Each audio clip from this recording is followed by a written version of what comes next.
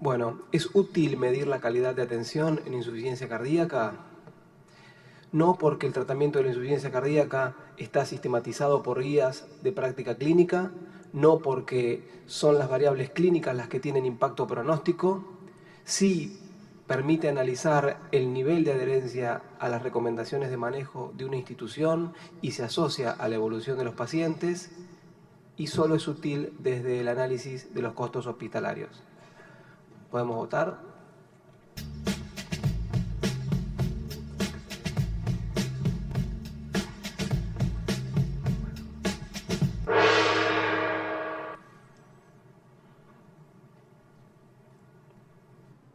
Bueno, la gran mayoría confía que tener una unidad de insuficiencia cardíaca, un seguimiento y una atención con datos de calidad en estos grupos cumple un rol importante en la adhesión al tratamiento y al seguimiento, y bueno, se te va a hacer un poquito más fácil ya que estamos a poco tiempo en la última charla. Adelante, Mirta.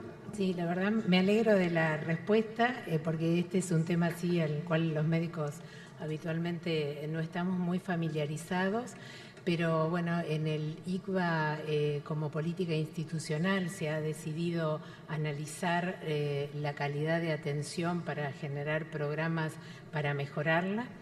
¿Y por qué en insuficiencia cardíaca vamos a medir calidad de atención?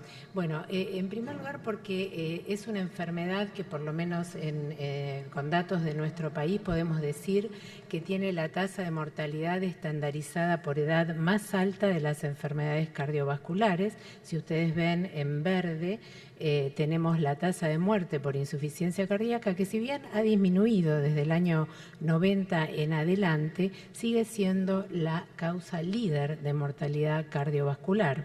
Por otro lado, conocemos que es una enfermedad cuya prevalencia está en aumento, y está en aumento porque la población añosa es cada vez mayor, porque el mejor tratamiento del infarto, la mejor evolución de la cirugía cardíaca y el tratamiento de la hipertensión arterial hace que cada vez más pacientes pasen a formar parte de esta cohorte de insuficiencia cardíaca, o sea que está en crecimiento y va a seguir creciendo, con lo cual es un verdadero problema de salud pública. La mayoría de los pacientes requieren hospitalizaciones durante el transcurso de la enfermedad. Los pacientes que se hospitalizan a su vez tienen una alta tasa de rehospitalización y un elevado consumo de los recursos en salud.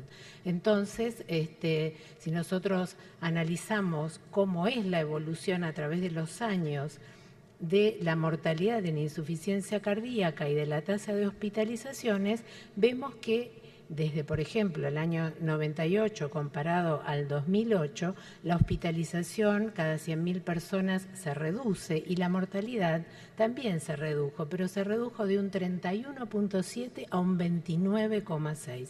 Es decir, todavía tenemos una mortalidad al año por insuficiencia cardíaca del 30% en el paciente que tuvo una hospitalización. 1 de cada 3 pacientes que se hospitaliza se va a morir, y esto es un problema grave. Y en realidad, si yo les pregunto, digamos, si nosotros cuando internamos un paciente o derivamos un paciente para la hospitalización, conocemos cuál es el nivel de atención que va a recibir, la verdad es que creo que la mayoría reconocemos que no manejamos estos estándares de calidad. No sabemos cuáles son las tasas del estándar de calidad. O sea, tenemos un problema grave y sin embargo todos tenemos la cabeza debajo de la tierra. ¿Qué significa esto de mejorar la calidad de atención, lo que se conoce como quality improvement? La idea es mejorar el proceso de atención médica. O sea, el propósito es disminuir la brecha entre la mejor evidencia disponible, que todos la conocemos, y la práctica clínica real, la del día a día. El gerenciamiento se refiere a gerenciar los procesos de atención, no gerenciar a los médicos, no, gerenciar el proceso de cuidado. Es decir, el cuidado del paciente tiene que ser seguro, efectivo, eficiente, realizarse a tiempo, ser personalizado y ser equitativo. Las guías de manejo de la insuficiencia cardíaca le dan un nivel de recomendación 1A al manejo a partir de programas de insuficiencia cardíaca, o sea, a través de un manejo de un programa que tiene determinadas características y componentes. Las características más importantes de un programa de manejo de insuficiencia cardíaca es que el abordaje es multidisciplinario, que el programa va a focalizarse en los pacientes de alto riesgo, no se va a limitar al alto riesgo, pero sí va a focalizarlos, y que va a incluir una educación brindada por profesionales competentes. Respecto de los componentes de un programa de manejo de insuficiencia cardíaca, debe tener el manejo médico óptimo, ya sea en cuanto a drogas y dispositivos, debe contemplar la educación al paciente poniendo énfasis en la adherencia y en el autocuidado, debe involucrar al paciente en monitoreo de síntomas, uso flexible de diuréticos, debe tener normatizada el seguimiento al alta, ya sea con las visitas regulares, el soporte telefónico y el monitoreo remoto en los pacientes que tengan la tecnología, debe tener acceso al equipo de salud, debe haber consultas a demanda, contactos telefónicos, debe tener organizado un programa que permita acceder al paciente a opciones de tratamiento avanzado y un soporte psicosocial para el paciente y su familia. Respecto de las características, los programas deben identificar a los pacientes de alto riesgo. Y cuando decimos esto, ¿qué es un alto riesgo? ¿Para qué? Alto riesgo para empeorar, para rehospitalizarse, para morirse o para no tener adherencia. Los programas deben poder identificar a esos pacientes para tener un seguimiento más estricto. ¿Y cómo los vamos a identificar? Fundamentalmente a través de realizarles una estratificación de riesgo individual que podrá ser, bueno, con el score que el equipo decida, se podrá usar el Seattle, el score de Magic, en fin. De alguna manera nosotros vamos a identificar los pacientes con mayor riesgo de tener puntos finales desfavorables. Respecto de los componentes, con el tema del manejo médico óptimo, todos conocemos el manejo médico óptimo, todos conocemos las guías, yo de eso no tengo duda, pero tenemos que entender esto, que las pastillas no van a funcionar si el paciente no las toma o no van a funcionar si el médico no se las indica. Y si nosotros analizamos cuáles son las causas de hospitalización, las principales causas de hospitalización, por lo menos en nuestro país, tenemos datos de los registros nacionales, son la mala adherencia y el tratamiento médico inadecuado. Claramente dos causas que tienen que ver con la calidad de atención, en la cual en parte hay responsabilidad del paciente, pero hay gran responsabilidad del equipo tratante. Y está muy bien documentado que la adherencia o no al tratamiento médico se asocia a la sobrevida en pacientes con insuficiencia cardíaca. Y esto es un problema en realidad que ocurre en todos lados, porque fíjense que estos son datos del estudio IMPROVE, acá hay 15.000 pacientes con insuficiencia cardíaca. Y si bien realmente la tasa de uso de inhibidores de la enzima beta bloqueantes y la anticoagulación NFA es alta, es aceptable, fíjense la baja tasa de uso de antagonistas de aldosterona de dispositivos y sorprendentemente de educación, que la verdad que la educación es un tema que depende exclusivamente de dedicarle tiempo y de entender el valor del mismo, pero el 60% solo de los pacientes reciben educación adecuada. Respecto del tema del autocuidado y la adherencia, es importante instruir adecuadamente el paciente a través de las visitas en consultorio, a través de la enfermería, que hace una tarea importante en la educación, a través de material que le damos al paciente. Y la adherencia o no al tratamiento no farmacológico, medido como la adherencia a pesarse todos los días, a cumplir con una dieta hiposódica, a realizar ejercicio y restricción hídrica, también tiene impacto en la sobrevida. Los pacientes que no adhieren a las medidas no farmacológicas tienen peor sobrevida y esto está en función del número de recomendaciones a las cuales no adhieren o adhieren en el caso del beneficio. Respecto del seguimiento, bueno, todos sabemos el rol que tiene el seguir a los pacientes, ya sea con las visitas programadas y el seguimiento telefónico. Nosotros tenemos un estudio argentino y por consiguiente muy querido del grupo Jessica, donde se vio que el seguimiento telefónico de los pacientes reduce el riesgo de muerte y hospitalización, ¿no? O sea, siguiendo telefónicamente a 16 pacientes por un año, reducimos una hospitalización. O sea que el programa de seguimiento es fundamental y debe ser parte de las clínicas de insuficiencia cardíaca.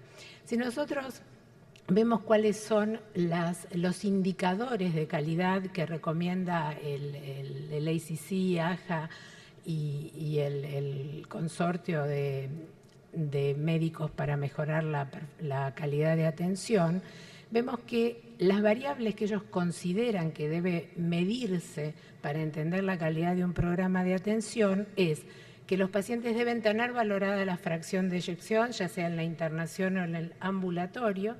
Hay que valorar la tasa de uso de betabloqueantes y de inhibidores de la enzima convertidora en los pacientes con disfunción ventricular, valorar la tasa de consejo sobre el implante del CDI.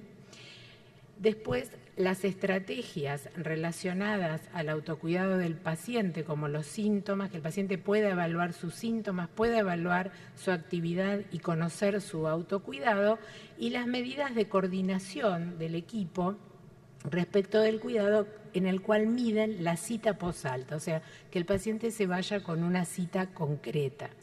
Entonces, nosotros podemos decir que el paciente con insuficiencia cardíaca, nosotros vamos a medir aspectos vinculados con el estado de la enfermedad, aspectos vinculados con la educación del paciente, todo esto tiene que ver con los parámetros que comentamos, y todos estos indicadores de calidad van a ser los que van a impactar en los puntos finales, que también forman parte de la medición de calidad, que es la muerte, la hospitalización y la calidad de vida de los pacientes.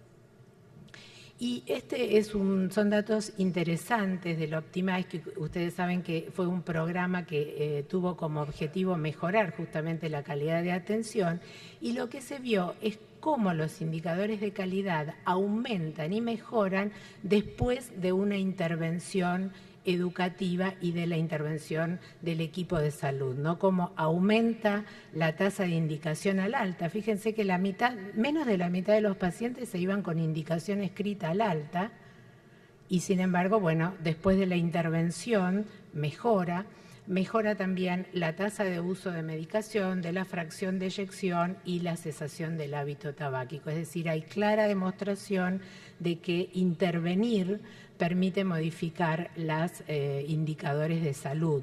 Y esto impactó en mortalidad hospitalaria, en días de internación y en tasa de rehospitalización.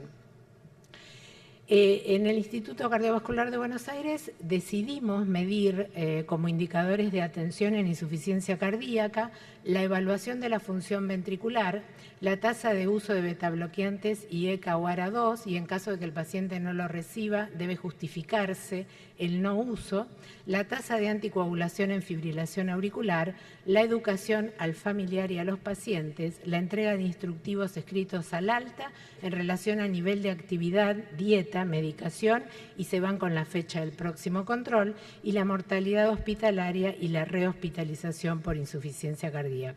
En un análisis inicial, estos son los indicadores que valoramos en una población de 250 pacientes hospitalizados, con una tasa de uso, esto es paciente hospitalizado, alta de la medicación recomendada y también una tasa alta de educación.